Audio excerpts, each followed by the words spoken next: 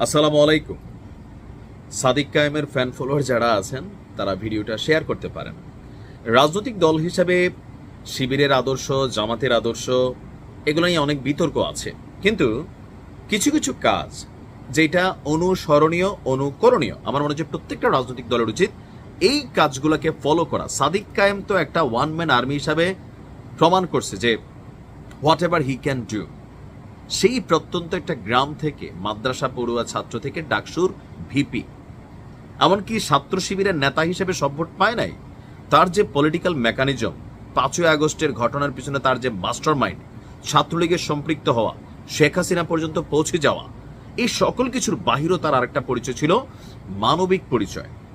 আমার কাছে গতকালকে যে দৃশ্যপট দেখলাম, আমি সাদিক কায়েমকে ধন্যবাদ দেই। আপনাদের সকলের খেয়াল থাকার কথা, ডাকসু নির্বাচন এবং জাকসু নির্বাচনে 2 জন সাংবাদিক প্রাণ হারিয়েছেন। তো এর মাঝখানে ডাকসু নির্বাচনের দিন একজন সাংবাদিক হৃদযন্ত্রের ক্রিয়া বন্ধ হয়ে তিনি কিন্তু মারা গিয়েছিলেন, খেয়াল আছে নিশ্চয়ই। তো সেই যে পরিবারটা, সেই পরিবারটার পাশে দাঁড়িয়েছে আমাদের কি বলা হয় যে ডাকসুর নবনির্বাচিত ভিপি সাদিক কায়েম। ঢাকা বিশ্ববিদ্যালয়ে এই ডাকসু নির্বাচনের দিন সংবাদ সংগ্রহ করতে মারা গিয়েছিল সাংবাদিক তরিকুল শিবলি। তো নির্বাচনের পর পাশ করছেন, আজকে 2 দিন 3 দিন চলতেছে। এর মাঝখানেই সেই সাংবাদিকের পরিবারের সাথে দেখা করেছেন ডাকসু নেতা এবং ইসলামী ছাত্র শিবিরের নেতারা। এ সময় মৃত পরিবারের সদস্যদের তারা খোঁজখবর নেন। এছাড়া তরিকুলের ছোট্ট 2 সন্তানের খরচ বাবদ নগদ 2 লক্ষ টাকা তাদের হাতে তুলে দেয়।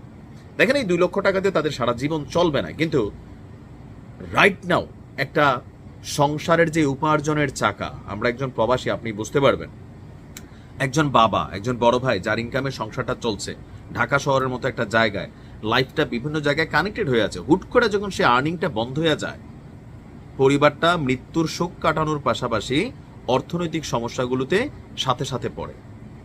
আর এই অবস্থাতে ছাত্র শিবিরের এই নেতারা এবং ডাকসুর যে ভিপি তিনি গেলেন, আমি ধন্যবাদ দিচ্ছি। ডাকসুর নবনির্বাচিত জিএস এবং ঢাকা বিশ্ববিদ্যালয়ের শাখা ছাত্র শিবিরের সভাপতি SM ফরহাদও ছিল। ফরহাদ লিখেছে যে ডাকসু নির্বাচনে তিনি সংবাদ কাভার করতে গিয়ে ইন্তেকাল করেছেন তরিকুল শিবলি ভাইয়ের একজন 2 সন্তান।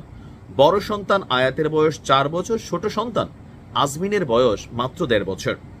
4 বছর বয়সী আগা আয়াত দীর্ঘ আলাপের ফাঁকে বলেছে, আমার বাবাকে আল্লাহ নিয়ে গেছেন এবং আল্লাহ একটা সুন্দর জায়গায় রেখেছেন।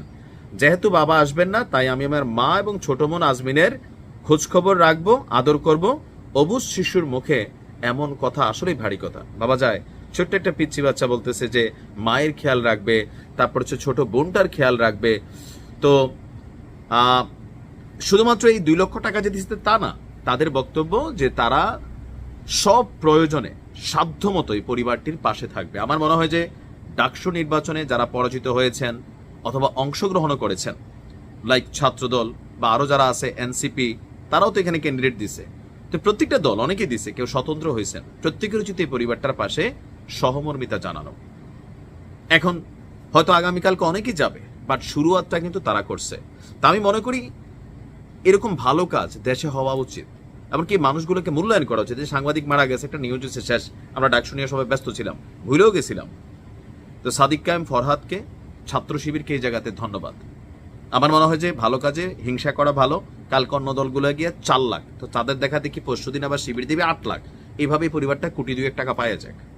বাট এটা হবে না জানি, তারপরেও ধন্যবাদ, ভালো থাকবেন, আসসালামু আলাইকুম।